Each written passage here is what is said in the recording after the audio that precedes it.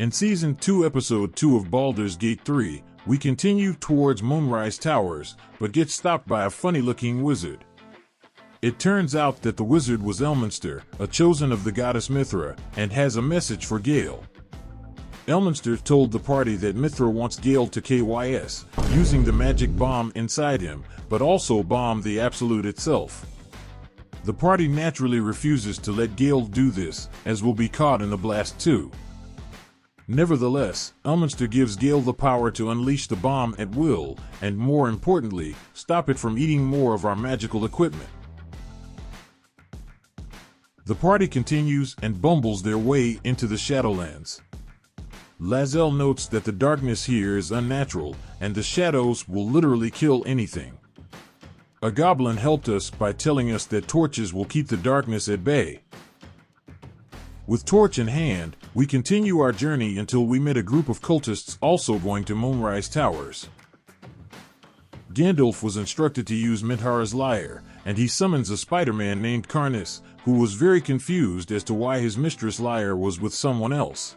Karnas mistook the party to be loyal to the Absolute, and he promises to guide us to Moonrise Towers, using his special lamp to key the darkness at bay.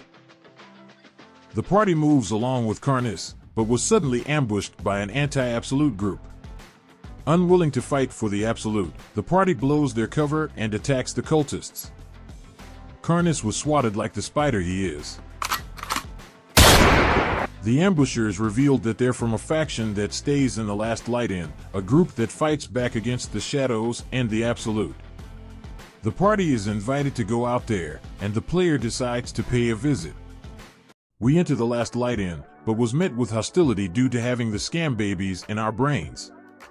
Fortunately, one of the tiefling children we saved at the Grove vouched for our sincerity, and we were let go. Jaheira invited us to speak with her inside the inn. However, the player's curiosity took over, and we explore the area instead. We meet Isabel, a cleric who creates a protective barrier that kept the darkness away at Last Light Inn. Isabel casted a spell on the party to protect us from the magical darkness outside. She also gave us a moon lantern as another layer of defense against the darkness. But suddenly, a man named Marcus dropped down from an invisible battle bus and tried to kidnap Isabel under the order of a guy named Kederic Thorm.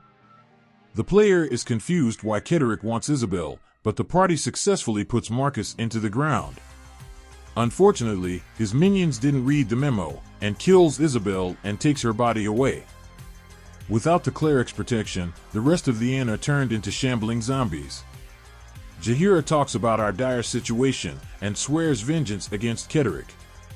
Meanwhile, she and the party has to massacre their way through an entire inn's worth of people to escape. The party manages to get to the exit. However, Jaheira stayed behind and dies. What you say? That you only meant well, 'cause you did. The player, angered at her death, decided to turn back and kill every enemy left. What followed was a complete slaughter as every corrupted man, woman, and child was killed by the party. In the end, Isabel was dead and her body was stolen. The Last Light Inn was destroyed. Jaheira was slain. And to top it off, we fail Karlaka's quest to have her metal heart fixed by the blacksmith of the inn. The party knew that this attack would have severe consequences down the line.